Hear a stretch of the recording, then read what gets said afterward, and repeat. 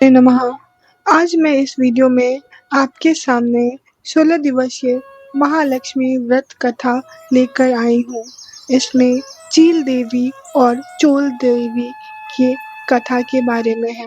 एक समय धर्मराज युधिष्ठिर ने श्री कृष्ण भगवान को प्रसन्नचित्त देखकर कहा, हे त्रिलोकीनाथ, समस्त ऐश्वर्यों के स्वामी, आप कृपा कर कोई ऐसा व्रत बतलाइए जो सब व्रतों में श्रेष्ठ एवं ऐश्वर्य सुख देने वाला हो। व्रत को करके मनुष्य नाना प्रकार के सुख, स्त्री, पुत्र, आयु, महल, हाथी, घोड़ा आदि का फल भोग सके। श्री कृष्ण बोले, हे राजन, सुनो, सतयुग में जब वृतासुर आदि असुरों ने स्वर्गलोक पर अपना अधिकार कर लिया, तब दुखी हो इंद्र ने ऐसा ही प्रश्न देवर्षि नारद जी से पूछा था। यह सुन नारद जी बोले, हे देवराज इंद्र, मैं तुमको एक ऐसा उपाय बताता हूँ जो सर्व मंगलकारी है। इस विषय में एक वृतांत सुनो। प्राचीन काल में एक बहुत सुंदर अपूर्व नगर था। वहाँ की भूमि बड़ी रमणीक थी। तरह तरह के रत्नों से विभूषित भूमि एवं पर्वत थे। यहाँ सुंदर चंचल नेत्रों वाली स्त्रियों के वाणी रूप कटाक्ष से कामदेव तीनों लोकों को वश में करता था। उस नगर में चारों पदार्थ धर्म, अर्थ, काम, मोक्ष थे। उसकी विचित्र रचना देखकर विश्वकर्मा भी लज्जित होता था। उस नगर में मंगलसेन नाम का राजा रहता था। उसकी चील देवी और चोल देवी नाम की दो रानियां थीं। एक दिन राजा अपनी प्रिय रानी चोल देवी के साथ अपने महल की छत पर बैठा हुआ था। वहां से उसने समुद्र के जल से घिरा हुआ एक रमणीक स्थान देखा। उसे देख राजा प्रेमातुर हो अपनी प्रिय रानी चोल देवी से बोला, हे सुमुखे, देखो, यहाँ पर तुम्हारी प्रसन्नता के लिए नंदनवन को लज्जित करने वाला एक सुंदर बाग लगवाऊंगा। अपनी प्रिया को प्रसन्नार्थ राजा ने बागीचा लगवा दिया। कुछ दिन बाद वह बाग वृक्षों, लताओं, फल फूलों और रंग बिरंगे पक्षियों की चहचहाहट से अपनी अद्भुत छटा दिखाने लगा। एक दिन उस बाग में बड़ा भयंकर प्रलय काल के समान एक शुकर आया और उसने सारे बगीचे को नष्ट कर दिया। बहुत से बाग के रक्षक भी मार गिराए। कुछ रक्षक उसके भय से व्याकुल हो अपनी जान बचा राजा के पास पहुंचे और राजा से सारा हाल कहा। यह सुन राजा बड़ा कुपित हुआ और सेना से बोला, तुम शीघ्र वहां जाकर उस भयंकर शुकर को मार डालो। राजा की आज्ञा पा सेना चल दी और घोड़े पर बैठकर राजा भी चल दिया। चारों ओर से बगीचे को घेरकर राजा ने सैनिकों से कहा कि जिस मार्ग से शुकर निकल कर भाग जाएगा और उस मार्ग का कोई भी रक्षक उसे ना मार सकेगा, तो मैं उसका सिर काट डालूंगा। तथा बाग के चारों ओर राजा स्वयं अपना घोड़ा अड़ाकर खड़ा हो गया। देव योग से वह शुकर राजा से ही निकलकर भाग गया। राजा बड़ा लज्जित हुआ, घोड़े को चाबुक से मारता हुआ उसका पीछा करने लगा। पीछा करते करते वह सिंह, व्याघ्र आदि हिंसक जीवों से युक्त घोर जंगल में पहुंच गया। वहां ताल, तमाल, हिताल, साल, अर्जुन, लता आदि के वृक्ष थे। राजा जंगल में चारों ओर उसे देखने लगा। आगे चलकर शुकर राजा के सामने आया। राजा ने देखते ही उसके भाला मार दिया और भाले के लगते ही उस शुकर ने अपना शरीर छोड़ दिया। वह सुंदर गंधर्व शरीर धारण कर विमान में बैठ अपने लोक को जाते हुए राजा मंगलसेन से बोला, हे पृथ्वीपति, आपका कल्याण हो। आपने मेरा उद्धार किया है। अब मैं आपको अपने शाप की कथा सुनाता हूँ। मैं चित्ररथ नाम का गंधर्व हूँ। एक बार देव समूह में ब्रह्मा जी बैठे हुए थे कि चंच अतपुट आदि तालों के साथ मैं सप्त स्वर में गान कर रहा था कि गाते गाते मेरी ताल बिगड़ गई। इस पर क्रोधित होकर ब्रह्मा जी ने मुझे शुकर होने का शाप दे दिया। फिर प्रार्थना करने पर उन्होंने कहा, तेरा उद्धार धर्मात्मा राजा मंगलसेन के हाथों से होगा, अतः मैं अधर्म योनि को छोड़कर अपने गंधर्व स्वरूप को प्राप्त हो गया हूँ। हे राजन, मैं वरदान स्वरूप देवताओं को दुर्लभ चारों फल धर्म अर्थ काम मोक्ष आदि का दाता एक व्रत बतलाता हूँ। यह व्रत श्री महालक्ष्मी जी का है। इसके प्रभाव से आप चक्रवर्ती राजा होंगे। अब आप अपनी राजधानी वापस जाइए। नारद जी बोले, हे इंद्र, इस प्रकार कह गंधर्व अंतर ध्यान हो गया। राजा मंगलसेन अपनी राजधानी को वापस लौटे कि मार्ग में उन्हें बगल में मृग चर्म लिए हुए एक ब्राह्मण पुत्र अपनी ओर आता नजर पड़ा। राजा मुस्कुराते हुए उससे बोले, हे बटुक, तुम देवता दैत्य गंधर्व हो अथवा राक्षस, इनमें से आप कौन कौन है? मुझे सच सच बता दे जो आप इस घोर जंगल में आए हैं। यह सुन ब्राह्मण पुत्र राजा को आशीर्वाद देते हुए बोला, राजन, मैं आपके ही देश में पैदा हुआ हूँ और आपके साथ साथ ही यहाँ आया हूँ, अतः मुझे यथोचित आज्ञा दीजिए। भगवान श्री कृष्ण बोले, हे धर्मराज, इस प्रकार उनके पूछने पर राजा ने कहा, हे विप्र, तुम्हारा नाम आज से नूतन होगा। अब तुम किसी सरोवर में से ठंडा जल लाओ। राजा की आज्ञा पा वह नूतन राजा को एक सुंदर वृक्ष के नीचे बिठाकर आप घोड़े पर सवार हो जल की खोज में चल दिया। आगे चलकर उसने रंग बिरंगे पक्षी देखे। वह वहीं पर चल पड़ा। थोड़ी देर में वह सरोवर के पास पहुंच गया। यह सरोवर बहुत ही रमणीक था। ऐसा प्रतीत होता था कि यहाँ भगवान नारायण का ही निवास स्थान है। सुंदर सुंदर कमलों से सुशोभित चक्रवाक आदि पक्षियों से युक्त, तेज हवा से उठने वाली लहरों को शांत करने वाला, मीठे जल वाला, महर्षि अगस्त्य की तृषा शांत करने वाला शीतल जल से परिपूर्ण था। जैसे ही वह आगे बढ़ा कि उसका घोड़ा कीचड़ में फंस गया, अतः वह घोड़े पर से उतरकर सरोवर के चारों ओर देखने लगा। समीप ही उसने सुंदर दो वस्त्राभूषणों से सुसज्जित मृगनयनी स्त्रियों को देखा, जो मधुर ध्वनि से मंगल गान करती हुई पूजा कर रही थीं। नूतन अपने दोनों हाथ जोड़े स्त्रियों के पास जाकर विनम्र भाव से बोला, हे माताओं, आप सब बड़ी श्रद्धा पूर्वक किसकी पूजा कर रही हैं और इसकी क्या विधि है तथा क्या फल है? सच सच मुझे बतावें। नूतन की मधुर वाणी सुन वे बोले, हे विप्र, भक्ति भाव से श्रद्धा युक्त होकर सुनो। जो भगवती माया प्रकृति और शक्ति नाम से प्रसिद्ध है, हम उसी महालक्ष्मी जी का व्रत कर रही हैं।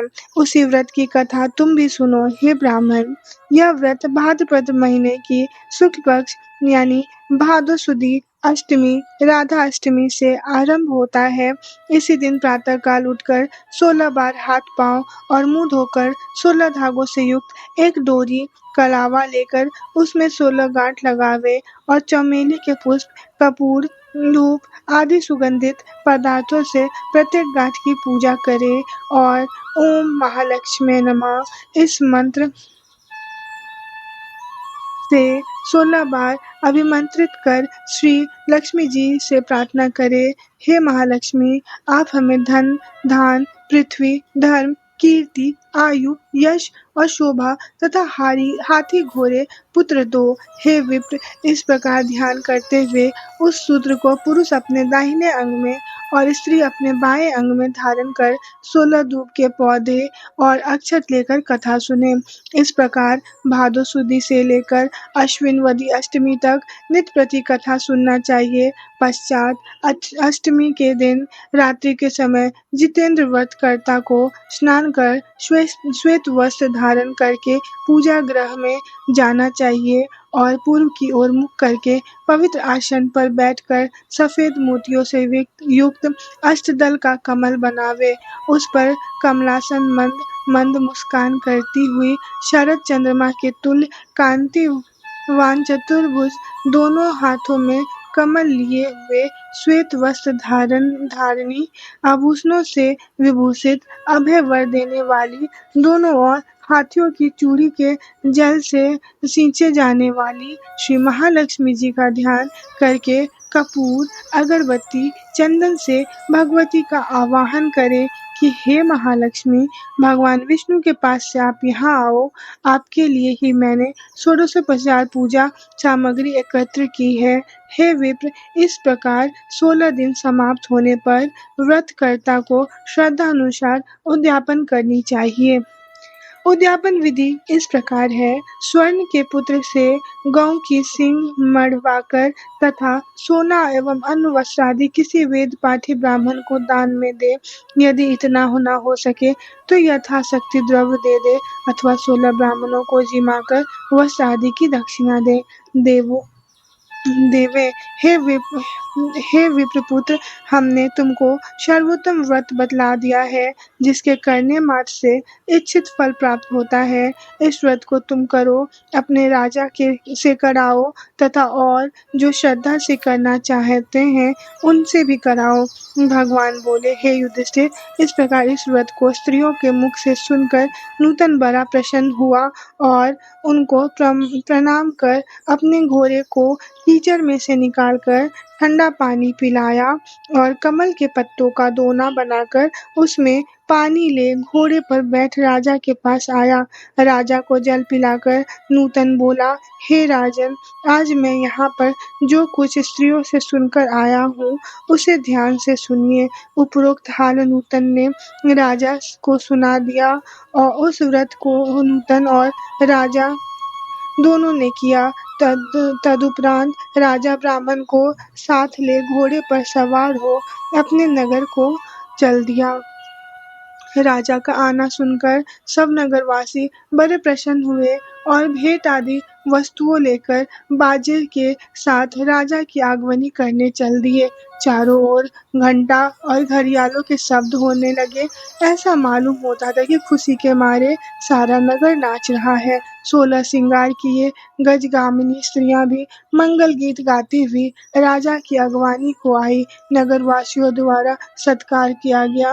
राजा ब्राह्मण कुमार नूतन के साथ घोड़े पर से उतरकर अपने महल में रानी चोल देवी के पास गया। रानी चोल देवी राजा के हाथ में सूत्र बांध देख क्रोधित हुई, परंतु क्रोध को छुपाकर विचार करने लगी कि राजा शिकार के बहाने किसी अन्य स्त्री से प्रेमालाप करने लगा है, इसी कारण इसकी बाह में उस स्त्री ने अपने सौभाग्य के लिए डोरा बांध दिया है और साथ ही मुझे देखने के लिए इस ब्राह्मण को भेजा है। अतः क्रोधित हो उसने डोरा को राजा की बाह में से तोड़कर फेंक दिया। राजा उसकी करतूत ना समझ सका क्योंकि वह सेवकों तथा मंत्रियों को जंगल का सारा हाल बता रहा था। उसी समय राजा की दूसरी रानी चील देवी की एक दासी राजा को देखने वहां आई। उसने भूमि पर पड़े उस डोरे को उठा लिया और उस ब्राह्मण के से डोरे के बारे में सारा विवरण पूछा। दासी ने सारा विधान जानकर अपनी स्वामिन चील देवी से जाकर कहा और वह राजा का सूत्र भी दे दिया। रानी ने उसी समय नूतन को बुलावा भेजा और उसके बतलाए गए व्रत को विधान सहित करने लगी।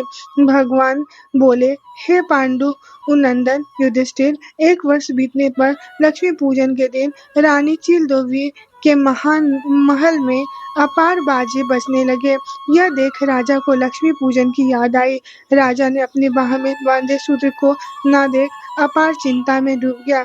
नूतन ने रानी चोल देवी द्वारा उसे तोड़कर फेंके जाने का सारा हाल राजा को बता दिया।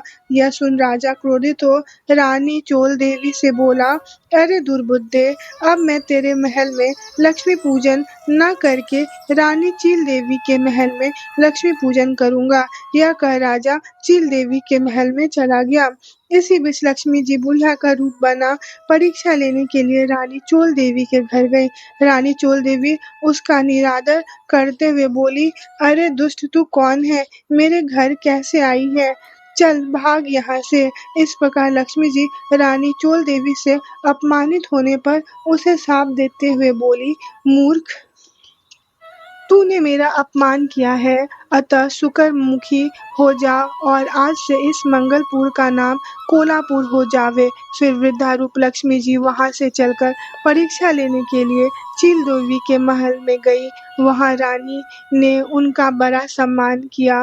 रानी ने सम्मानित हो लक्ष्मी जी से वृद्धा का रूप त्याग साक्षात अपने लक्ष्मी रूप स्वरूप धारण कर लिया। यह देख रानी चील देवी ने लक्ष्मी जी को साष्टांग प्रणाम कर बड़े प्रेम से नाना प्रकार से उसका पूजन किया। भगवती लक्ष्मी चील देवी से प्रसन्न हो बोली, हे चील देवी, मैं तुमसे बहुत प्रसन्न हूँ, मन चाहा वरदान मांग लो।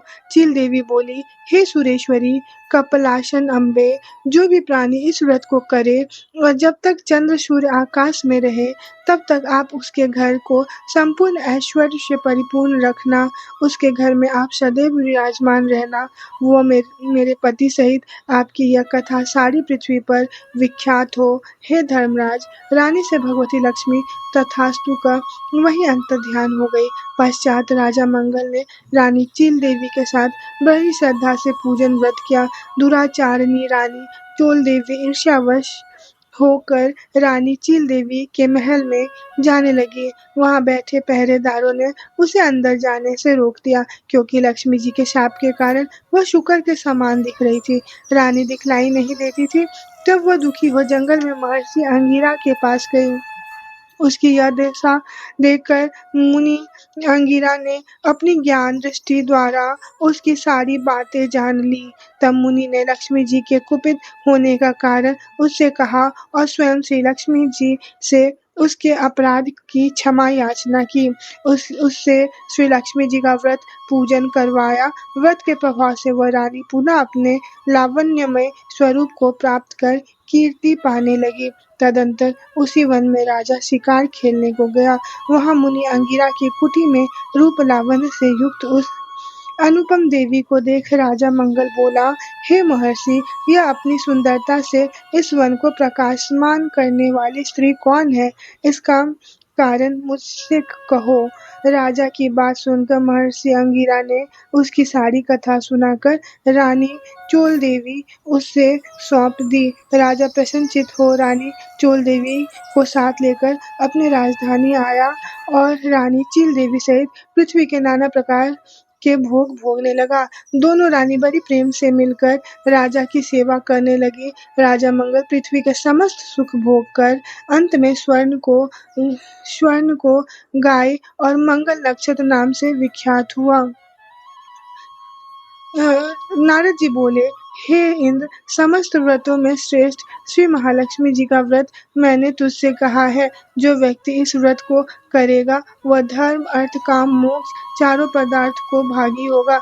अतः तुम भी इस व्रत को करो, जिससे धन धान्य भूमि कीर्ति आयु यश शोभा घोड़ा हाथी पुत्र पौत्र आदि प्राप्त हो और तुम्हारी कीर्ति फैलती रहे। इंद्र नारद जी को प्रणाम कर अपने लोक को गया और व्रत किया। भगवान श्री कृष्ण बोले, हे युधिष्ठिर, नारद जी से देवराज इंद्र द्वारा पूछे गए श्रेष्ठ व्रत को मैंने तुम्हें बता दिया, जो सांसारिक और परलौकिक सुखों को देने वाली है। बोलिए श्री महालक्ष्मी माता की जय। आप सबको ये वीडियो कैसा लगा कृपया मुझे कमेंट में बताइए और इस चैनल को शेयर करके सब्सक्राइब कर दीजिए।